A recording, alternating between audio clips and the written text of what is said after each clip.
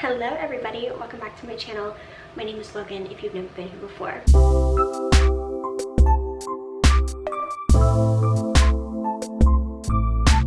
So, as you can tell by a different background, I am currently at my summer job.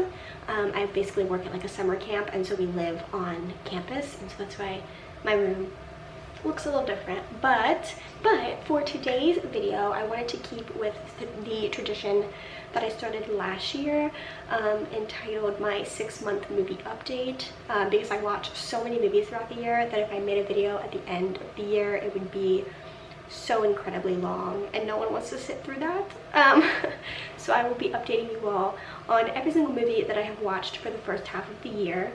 I am not messing up this time. Last year I did my 6-month movie update in July, which is the 7th month of the year, but my half birthday is in July, so in my head it's halfway through the year when it's really not. But I'm not messing up this time. We're actually halfway through June right now as I'm filming this, so. But yes, if you want to watch the previous ones, I will have them linked in the eye. I'm not going to talk in depth about everything that I watched, but like certain movies I will talk a lot about because I loved them. But I spend a lot of time watching movies, so I talk about movies a lot on this channel. And I'm sorry the lighting is really bad. But without further ado, let's get into it. So as usual, I will be using Letterboxd. This is not sponsored, although I would die. But if you are a movie fan, get the Letterboxd app. I love it. I have a lot of my movie loving friends on here, and it's just fun reading their reviews. And then my favorite part about watching a new movie is as soon as it's over, I'll go on Letterboxd and read people's reviews of it, and sometimes they're just so good. It's like movie Twitter. But the main thing that I like about Letterboxd is that I can log by month every film that I watch and what I rated it and what I reviewed it, which is perfect. So we're going to start in January. I'm making a little bit of a twist on January. I forgot to bring my ring light to campus, so we're currently using my desk lamp. I think it's slightly better. Anyway, I watched this movie on December 31st, but this is a movie that I watch every single New Year's Day. It's the first movie of the year that I watch. I started this tradition, I think, in 2021 or 2020. By chance, actually. I like watched this movie on January 1st, and I was like, this is the absolute perfect way to start a year, and so I have kept up with that tradition. But last year I was making sure that it was on a streaming service on New Year's Eve so I could watch it the next day, and every streaming service that it was on, it was being taken off on January 1st, so I had to watch it because I didn't want to pay for it, so I had to watch it December 31st. But that movie is About Time. This is a movie that I adore, but I only watch it once a year because I think its magic really lies in watching it once a year and thinking about it all year. I probably think about this movie at least once a day, particularly one of the ending quotes of the film, and it sticks with me all year. If you've not seen it, I highly recommend. It really makes you rethink your life in a very meaningful way. On January 1st, I went to the movies with some of my family members, and we saw the movie Babylon. January 8th, I watched Cloud 9 because I wanted a good little winter watch. On January 13th, which was the weekend of my 21st birthday, I visited home with my family, and we saw a movie because I love going to the movies, and I was like, this is what I want to do for my birthday. And we saw Megan. Guys, I rave about this movie because I think it is so good. My review says, I have so many thoughts, but overall the perfect little combo of comedy and horror, and has my favorite Letterboxd reviews ever. Still to this day, I crack up when I read these Letterboxd reviews because this movie is fire. And then I said, she was giving Alison De Laurentiis, if you know, you know. And then I said, it's not nice to have a friend. You know, gotta get that Taylor reference in there. On January 14th, I watched The Hating Game. I did not read the book, which is unfortunate for me, but I enjoyed it. It's like a guilty pleasure movie. On my birthday, apparently, I watched Letters to Juliet, and then I watched, within the same week, To All the Boys, Always and Forever. Don't know why I just chose to watch the third one. I watched The Wedding Year, Catching Fire, which is miraculous film. 4 stars, love it, perfect. Then on January 23rd, I gave this movie 4.5 stars. Still think about it, probably weekly, and it is After Sun. Guys, the minute this film finished, I just like sat there. I just sat there. My review of this movie says, all I can say is wow, A24 has touched my soul once again. What a beautiful film. If you're watching this video and you're like, what film on this list should I see? It's After Sun. Then on the 28th, I went to the movie theater and I saw The Fabelmans. I said in my review, I love movies about movies. I can feel Spielberg's love of film through the screen. Then I watched one of my favorite movies ever, Love, Rosie. Never gets old. And then I finished off January with 2 DCOM classics, Hannah Montana the movie and Starstruck. If you know, you know. Okay, February. I started off my February with a little movie called Geek Charming. Also, be warned, there's a lot of rom-coms this month because it's love month. It's February. On February 3rd, I watched To All the Boys, P.S. I Still Love You. And then on February 8th, I started a saga that quite literally changed the trajectory of my life. And I watched Before Sunrise, Before Sunset, and Before Midnight within 2 days. All of them. Guys, if you have not seen this beautiful trilogy, you need to see it. It is so good. On February 10th, I watched Your Place or Mine, which at the time was the new Reese Witherspoon, Ashton Kutcher rom-com. I love a good rom-com, y'all. Then on February 10th, guys, I was looking forward to this moment since they announced it like probably a year ago. I got to see my favorite movie of all time in theaters in 3D. I took some of my best friends with me. They loved it. If you don't know, my favorite movie ever, if there was one movie that I couldn't live without, it would be Titanic. I love Titanic, and seeing it on the big screen was incredibly cathartic. I was just like, this is what cinema is all about. Like, this is how I'm supposed to feel when I leave the movies. Then I watched a lot of rom-coms. I watched First Love, Valentine's Day, Confessions of a Shopaholic. Then I watched The Duff, First Daughter, Forever My Girl. Good old romance movie run right there. And then I watched every February, every March usually, like the beginning of the year, I go through a National Treasure phase. So this is my National Treasure phase. I watched National Treasure and then I watched National Treasure Book of Secrets. Then I watched Endless Love because I love that movie. Cowbells. And then I saw Cocaine Bear in theaters. Just also recently watched Cocaine Bear this week again. Elizabeth Banks doesn't miss. She just doesn't, respectfully. I said in my review, I gave this movie 4 stars, which it deserves. I said, honestly, just give it Best Picture already. Then I watched A Cinderella Story. And then I finished off my February by watching Becoming, the Michelle Obama documentary. All right, March. I started off the month with 2 feel-good summer movies. If you've seen my other movie videos, you know I always talk about how like in the winter, I think most people go through this phase too, but I will watch like a lot of spring and summer vibe movies in like February, early March. And so this was one of those times, and I watched Aquamarine and Monte Carlo. And then my roommate and I watched Shotgun Wedding. Pretty good. Like, I love Josh Duhamel, and if Josh Duhamel's in a movie, I'll watch it. The Hating Game again, because I think I needed like a really chill rom-com to put on in the background. Oh, okay. This next part, so I was going to New Orleans for spring break for a service trip, and so I wanted to like prepare to go to New Orleans, and this is so odd coming out of my mouth, but if you have seen the movie Double Jeopardy, part of it takes place in New Orleans. And growing up, I probably should not have been watching this movie, but I had like seen it multiple times growing up, and I remember that it took place in New Orleans, and so I was like, oh, I'll watch that. And then of course I watched The Princess and the Frog, obviously. Who doesn't watch The Princess and the Frog? Because it's so fire. And I was apparently in a princess phase, and I watched Snow White and the 7 Dwarfs. And then on March 15th, so one of our service days, was digging holes to plant trees, and so we all got back and we watched Holes, obviously. And then I watched Catching Fire again. I watch Catching Fire every few months, if I'm being honest. And then I watched Big Eyes, which I haven't seen in a while, but this is a movie that me and my mom watched a lot when I was a little bit younger, probably like around the time it came out, so maybe middle school, early high school. If you've not seen it, highly recommend.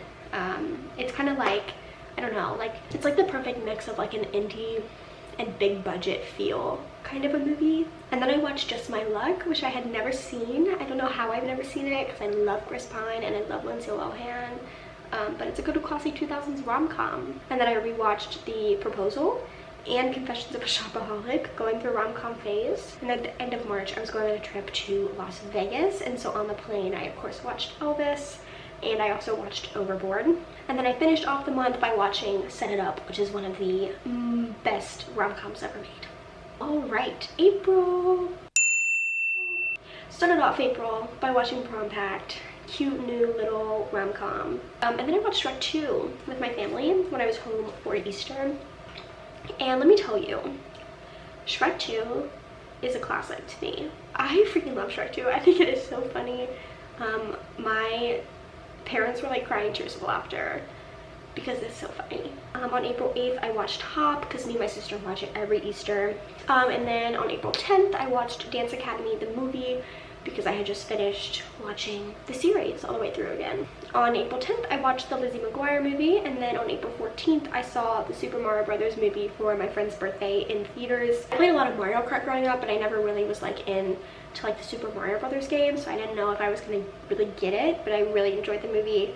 Saw it again in theaters recently, so. On the 16th, I watched How to Lose a Guy in 10 Days, and then I watched Pitch Perfect 2. Next on the list is a movie I have never seen, and it was The Way We Were. I thought I was gonna sob at this movie. I don't know if it was just because of the time of day I was watching it, or if like, I don't know, maybe I just like wasn't completely focused on it, but I actually surprisingly did not cry. And maybe you're not supposed to cry during The Way We Were, but I feel like a lot of people say it's like one of the saddest movies ever. And then I watched The Prince and Me, High School Musical. My roommate and I watched The Riot Club. I watched High School Musical 2, and then I watched Dirty Dancing, so I have a summer like watch list every year, and High School Musical 2 and Dirty Dancing are both on that list. And then I was in a dance mood, so I watched Shall We Dance, which is a beloved childhood movie for me. I watched this at my grandma's house like all the time growing up, and so I always love rewatching it. It's just so nostalgic. And I'm not really sure which version was first, but I know there's another version of Shall We Dance, and I want to also watch that. And then I finished off the month by watching Breakfast at Tiffany's. Okay, now we're into May. I feel like I'm low-key kind of going fast. So a lot of the movies in May are going to be summer watch list movies. So I watched The Sisterhood of the Traveling Pants, and then I went on a study abroad trip to Denmark. So a lot of these are also going to be airplane watches, which I have as a label on my Letterboxd. So Crazy Rich Asians, love that movie. Crazy Stupid Love, I also watched on the plane, which was kind of bold for me because that movie makes me cry. And then not on the plane, I watched Pitch Perfect and Pitch Perfect 2 because I was in Copenhagen. And Pitch Perfect 2, part of it takes place in Copenhagen, very loosely, but you know, the vibes are there. Then on the plane home, I watched The Wedding Singer and The Menu. I had never seen The Menu. Crazy movie. So good. Crazy lit movie. I don't know. On May 15th, I was already home for Denmark, so this is no longer any airplane watches. But one of my favorite movies is My Best Friend's Wedding. And it has not been on streaming for a while, until recently, but at the time it wasn't on streaming, and I really like Dermot Mulroney, okay? Like I love him in wedding movies, and I was like, oh, The Wedding Date. And so I watched The Wedding Date for the first time. Thoroughly enjoyed. I also watched Good Will Hunting for the first time, which I was shocked I had never seen it all the way through. I had seen like scenes, but I'd never seen it like from start to finish. Also really enjoyed. And then me and my mom watched Triangle of Sadness for the first time. Well, it was her second or third time, but I had never seen it. And Triangle of Sadness was so good. Like, so good. Like, you need to watch it if you haven't seen it. Good, okay? And then I did a rewatch of the movie Home Again. And then my mom and I watched the Michael J. Fox documentary Still. I grew up obviously loving Michael J. Fox. I'm a big Family Ties fan, Back to the Future fan, Teen Wolf, all the things. And so it was very beautiful, and Michael J. Fox has my heart. And then of course I was in a Michael J. Fox mood, and so I watched the original Teen Wolf.